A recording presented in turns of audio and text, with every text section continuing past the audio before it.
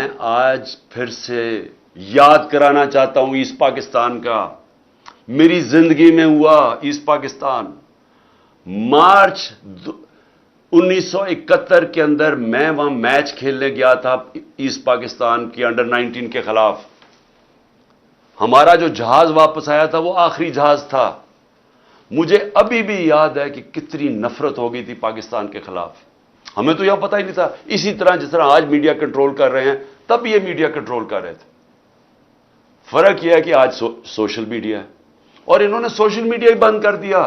اس دوران کیونکہ یہ اپنا ورژن دینا چاہتے تھے کہ شر پسند اور بتانا چاہتے تھے، انہوں نے سوشل میڈیا بند کر دیا.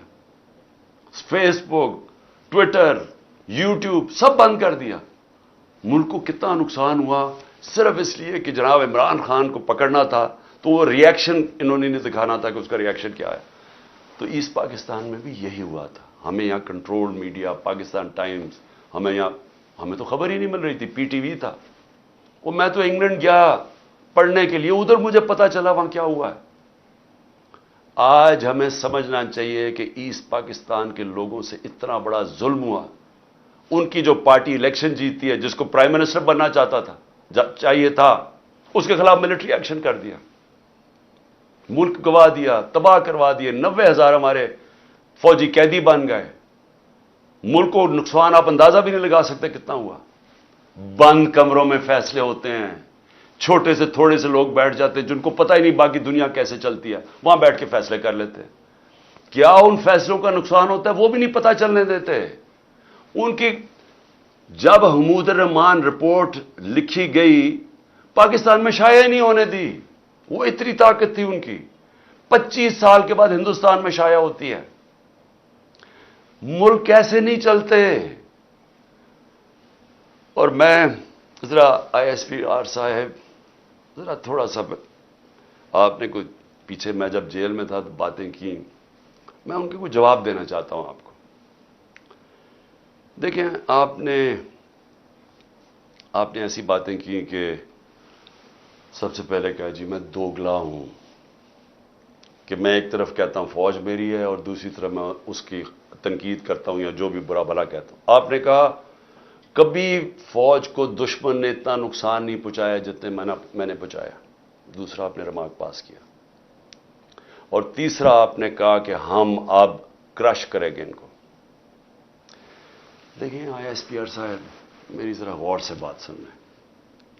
آپ جب پیدا بھی نہیں نہ ہوئے تھے تب میں اپنے ملک کو دنیا میں ریپرزینٹ کرتا تھا. میں نے اپنے ملک کا دنیا کے اندر سر اوپر کیا، عزت دلوائی اپنے ملک کو.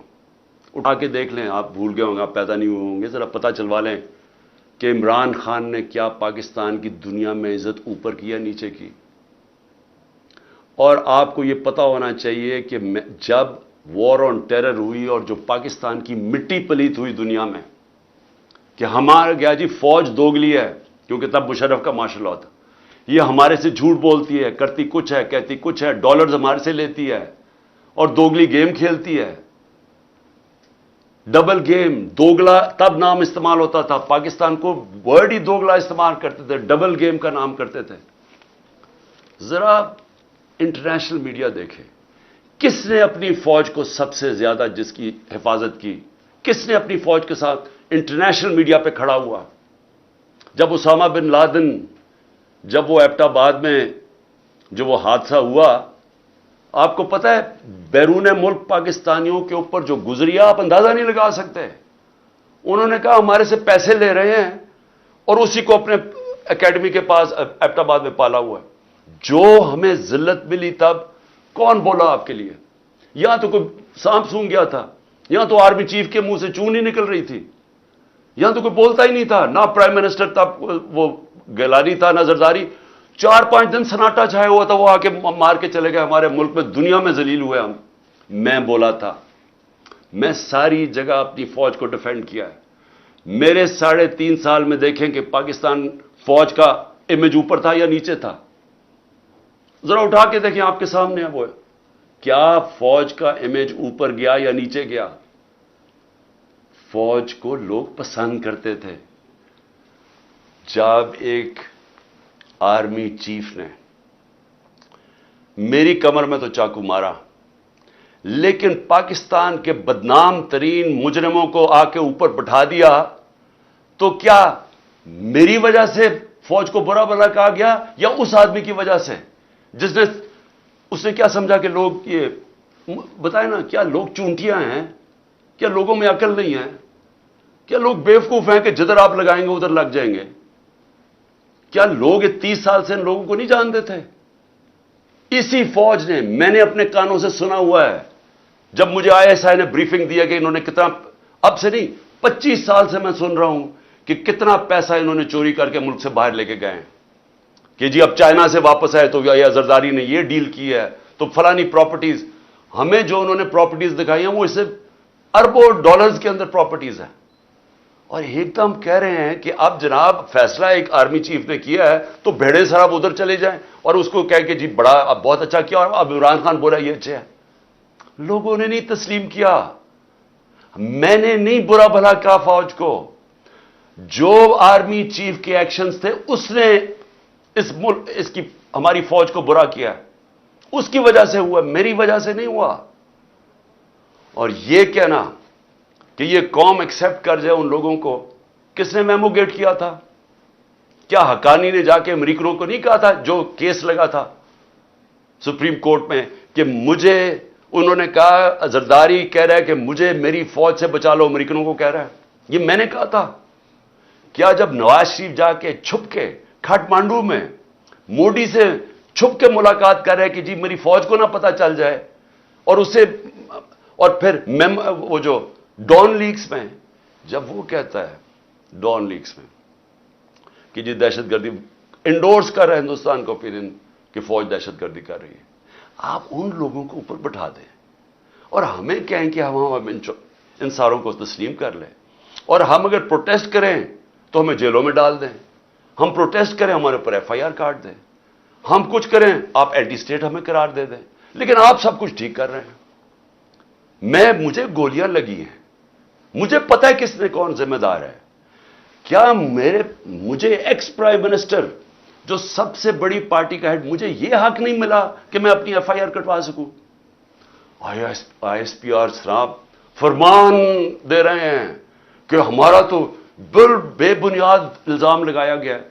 بھی آپ ہیں کون کہنے والے؟ یہ کس نے آپ کو رائٹ دیا ہے؟ ملک کا آئین یہ کہتا ہے کہ جس کے اوپر واردات ہوتی ہے اس کا رائٹ ہوتا ہے FIR کٹوانا، تفتیش ہو، پھر وہ بے بنیاد ثابت، بے قصور ثابت ہو جائے، بسم اللہ۔ لیکن آپ تو بیٹھ کے فرعون کی طرح فرمان پاس کر رہے ہیں کہ جی وہ تو ہمارا، میں نے تو غلط الزام، اور یہ کہنا کہ عمران خان جھوٹ بول رہا ہے۔ آپ کو شرم آنی چاہیے ایسی باتیں کرتے ہوئے۔ عمران خان کو 50 سال یہ قوم جانتی ہے۔ اس قوم کی تاریخ میں اگر کسی ایک آدمی کو اس قوم نے سب سے زیادہ پیسہ دیا ہے، جو سب سے زیادہ خیراتی کام، وہ عمران خان کر رہا ہے۔ اور وہ کیوں دیتے ہیں؟ کیونکہ انہیں پتہ ہے کہ وہ دیانتدار آدمی ہے، وہ چوری نہیں کرتا پیسے، وہ سچ بولتا ہے۔ عدالت کے اندر جب میرا کیس لگا فلیٹ کا، عدالت نے، سپریم کورٹ نے کہا صادق اور امین ہے۔ آپ کو کس نے اجازت دی ہے کہ یہ کہنا جی جھوٹ بول رہا ہے یا دوگلا ہے؟ آپ کو شرم آنی چاہیے۔ کبھی ISPR نے اس طرح کی باتیں نہیں کی۔ آپ تو کود کے آ گئے پالیٹکس میں، آپ پارٹی بنا لیں اپنی۔ اور میں اس کے علاوہ، میں آخر میں، کیونکہ میں اپنے آپ کو کنٹرول کر رہا ہوں کیونکہ مجھے بڑا غصہ ہے اس چیز کے اوپر کہ اس طرح کے الزام لگانے، اور آپ کو پتہ ہی نہیں آپ بات کیا کر رہے ہیں، اور اس آدمی پہ لگا رہے ہیں جس کو ہمیشہ وہ چاہتا ہے کہ اس کی فوج مضبوط ہو۔ اور میں آپ کو یہ بتاؤں، میں ڈرامے نہیں کر رہا، کیونکہ میرے پیسے ملک سے باہر نہیں پڑے ہوئے، میں نے بھاگ کے، میرے اوپر 145 کیسز سے ملک چھوڑ کے باہر نہیں بھاگا۔ میں نے یہ نہیں کہا کہ مجھے ECL پہ نہ ڈالنا، کہ میں ڈالو مجھے ECL پہ، میں جانا ہی نہیں چاہتا ملک سے باہر۔